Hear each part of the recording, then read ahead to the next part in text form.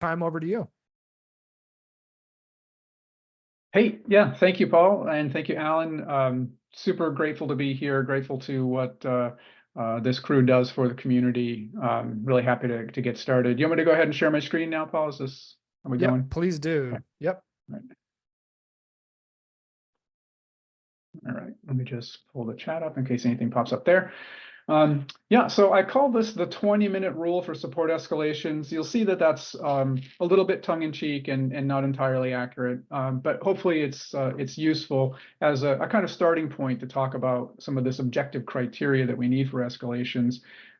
Before we get too far into it, I wanted to talk about what do we mean by escalations, just make sure we're kind of all on the same page.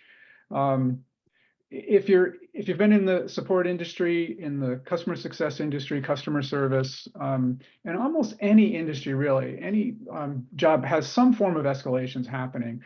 They really are, especially for us, an essential part of our workflow. Escalations shouldn't be considered a bad thing. They should just be considered, like so many other things, something that we can manage. And the best way to do that is to put some guardrails around it. The idea of an escalation is you're really transferring engagement from one team to another, or from one functional area to another. But as soon as I wrote that bullet point, I wanted to kind of check myself, because we have to define really what engagement means and what it doesn't mean. It doesn't mean necessarily changing who's responsible for the ticket. It might. It doesn't necessarily mean who's interacting with the customer at that point. It could mean that too. But it just means who's working on it, who's got it front and center, and is actively kind of doing the work that needs to be done to investigate or resolve the issue, or to address the customer concern.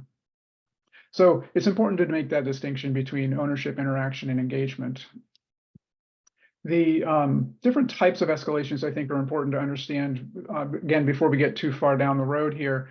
I divide them broadly into kind of formal escalations, which gets into ITIL definitions of functional escalations versus hierarchical escalations. And then on the other side of it is informal escalations, and we'll talk about those in a second. But just to clarify, so on the functional side, you're really talking about where you just need additional resources. You need expertise or access to some aspect of the technology or tooling.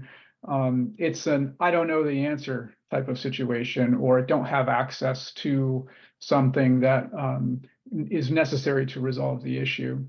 A hierarchical escalation, this may come up a lot more in the B2C world. I don't have the authority to address the issue. I might need permission from someone else, or somebody else has the managerial oversight of something. Or it's the customer is not accepting what I have provided, and they are asking to speak to management. So this is sort of on the formal side, and the 20-minute rule that I'm about to talk about really addresses that.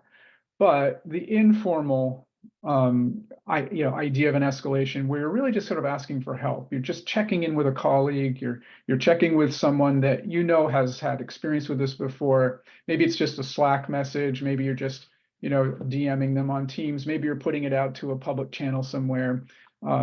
You're not actually transferring the engagement, so it's not a formal escalation, but you are getting some help, and it can actually kind of get you quicker to the end of the process that we'll see. The challenge here is some people are quick to escalate. They don't necessarily have the resources, the training, or do their due diligence to really track something down. It's sometimes just a matter of personality and people's work styles.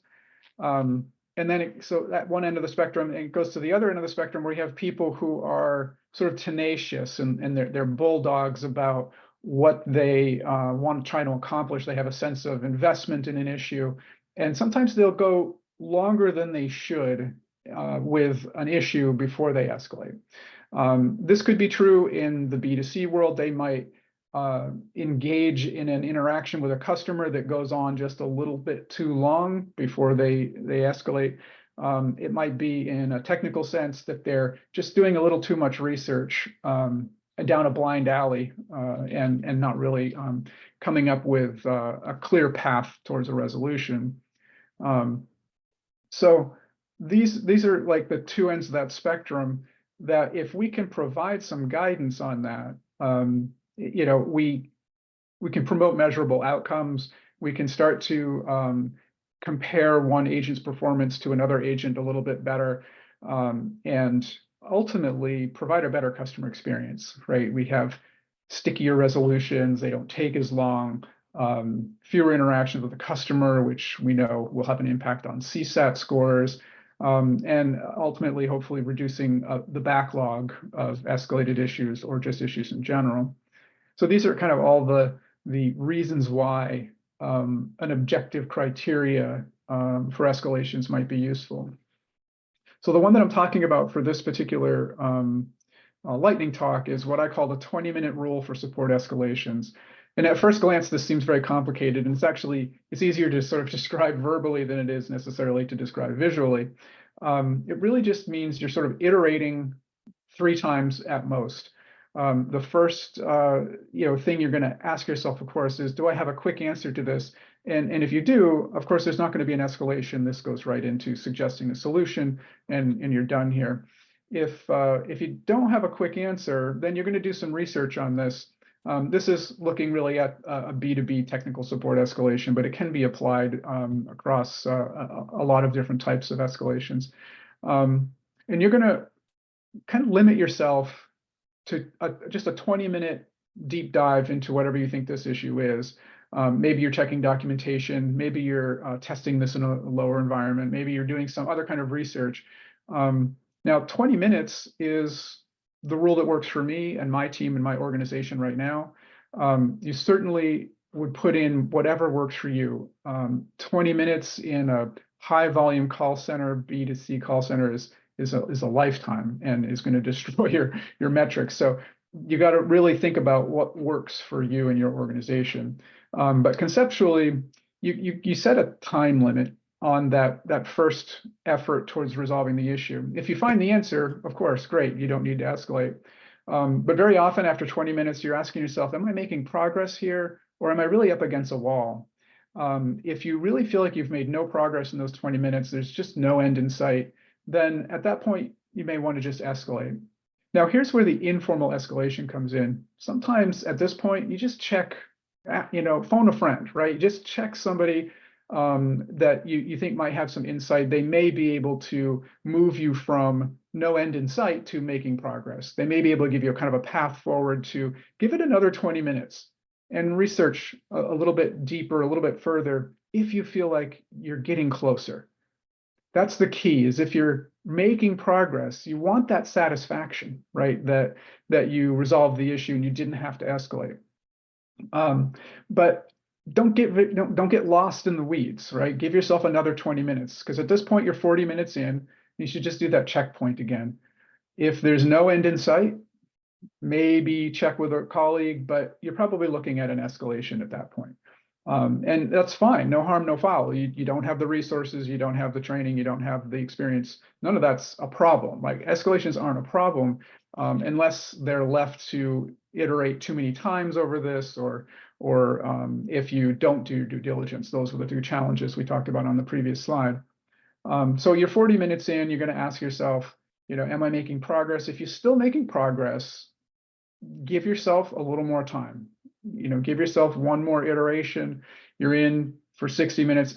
But at that point, you really need to either have the solution or escalate, right? So even if you feel like you're making progress, and that's why both making progress and no end in sight go to escalate, if you don't have the answer after 60 minutes, you really need to just say, okay, maybe I'm not self-aware enough to know whether I'm making progress or not. If after 60 minutes, or like I said, for you, if it's 10 minutes per iteration, maybe it's a 30-minute cycle.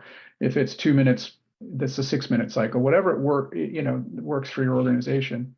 But at that point, you're really looking at the end of this process. You're kind of met the requirements of the 20-minute rule. You can go to your manager, or your agent can go to you, and say, look, I spent an hour on this, or I spent 30 minutes on this, and I'm still not getting anywhere. Or I spent 20 minutes on this and I have no idea where I'm going with this. And if you have this communication with your team that this is sort of the framework that you're using, then you can all kind of work from the same playbook in that sense. So that's the 20-minute rule. Now, when I talked to Alan about the subject, he suggested that there should be like an anecdote along with this.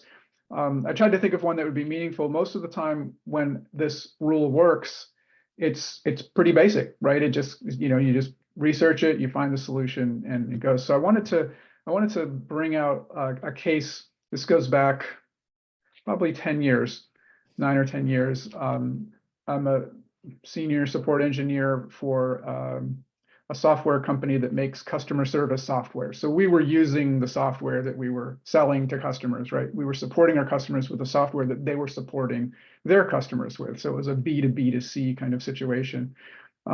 We had a customer who was, a heavy user of the software, had a lot of custom automation built into how tickets were going to move through a workflow under very specific conditions.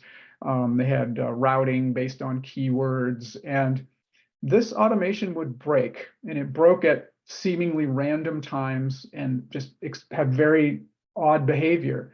But this happened to other customers at other times, and we were able to resolve it just by kind of digging in, really looking and doing research, tracing out every step in the automation workflow. But with this one, we just couldn't find it, and I was on the end of the spectrum of not wanting to let it go. Like, I wanted to resolve this so badly that I kind of held on to it too long. I didn't do anything like a 20-minute rule. I worked on this for days. And what ended up happening is I finally did escalate to the engineering team. They couldn't replicate the problem. So it ended up being a situation where they just sat on it, and the customer experience was really starting to suffer. When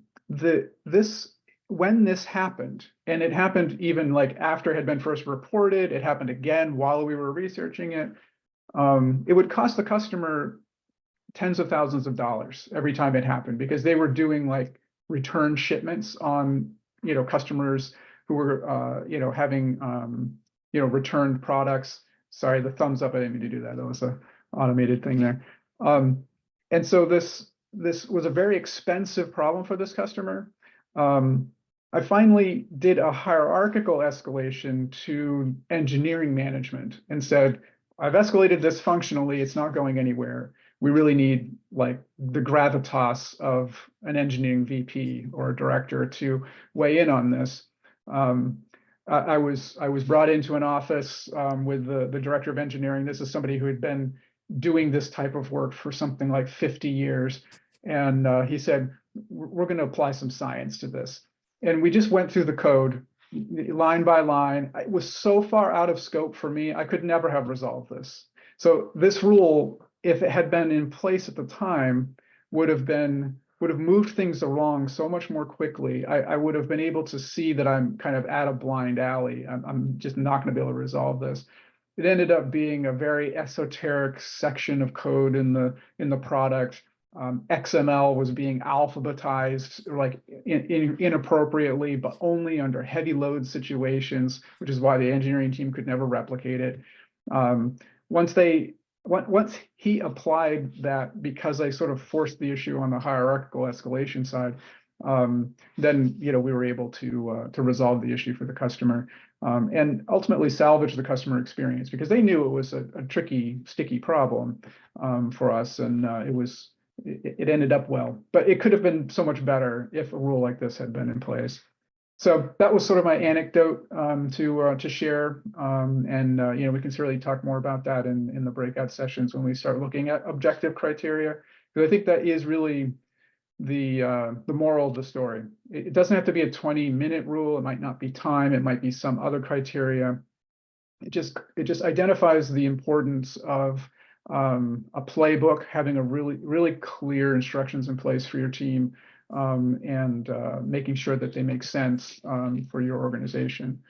I did throw in a final slide here, not anything I'm going to read now, but ChatGPT can be a great resource, speaking of AI, for these sort of general questions like this. I just asked what are some best practices for managing escalations. It came out with these 10 tips. A lot of these are things that we've talked about already, but there's a couple in here that are important as well, especially a feedback loop. I think that's the one I'd like to call attention to. The process I just outlined is just an isolated sub-process of your overall workflow. Having a feedback loop that takes escalations and looks at the life cycle within the escalated state and brings that back to the front line so that they know kind of what happens to it, why it got escalated, how it could maybe be prevented in the future. These are all things that a feedback loop can really promote. So that's where I'll leave it. Happy to answer any questions. Awesome. I wasn't paying attention to the chat, sorry. But I can Oh, it's look at it okay. now. We do have one important question, and probably just time for one. But it's a great question, and I know we